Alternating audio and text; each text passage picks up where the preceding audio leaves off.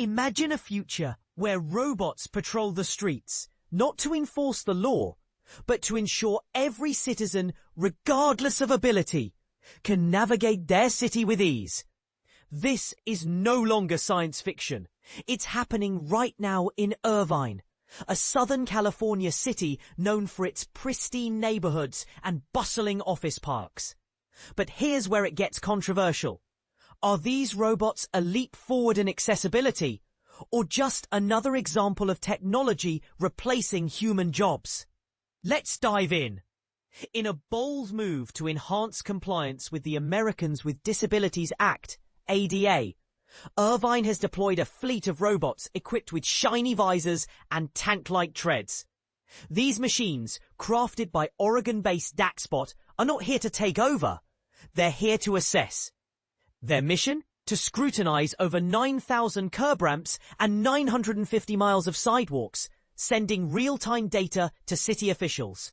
This data will pinpoint areas needing upgrades, such as widening walkways, repairing cracked sidewalks, and installing new curb ramps.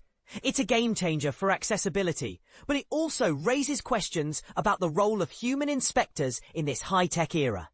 Joseph Sullivan, co-founder of DAXBot, hails this initiative as a milestone in urban accessibility. He emphasizes that these robots can deliver actionable insights in weeks, not years, benefiting everyone, especially individuals with disabilities and older adults. But this is the part most people miss. While the robots speed up the process, they don't replace the need for human judgment in decision-making. The data they collect is a tool, not a solution in itself. This isn't just about Irvine. The integration of automation into real estate is accelerating. Drones map rooftops, machines sort goods in warehouses, and humanoid robots like Donna greet tenants in multifamily complexes. Yet, the robot rollout isn't without challenges. High technology costs and potential labor disruptions are significant headwinds. For instance, Amazon employs over 1 million robots in its warehouses and fulfillment centers, nearly as many as its human workforce. Is this the future we want, or is there a balance to be struck? DAXBot's robots are equipped with GPS, sensors, and positioning technology accurate to within a few centimeters. They move at walking speed, yield to pedestrians, and beam measurements back to engineers.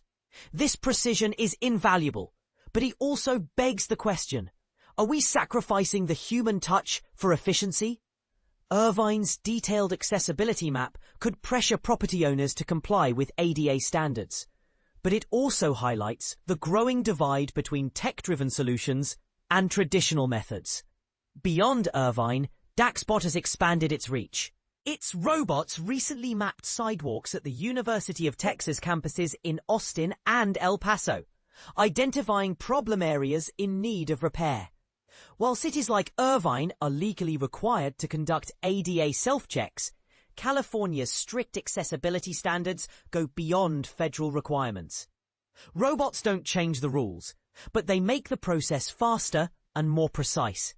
The real question is, at what cost? As we marvel at these advancements, let's not forget the human element.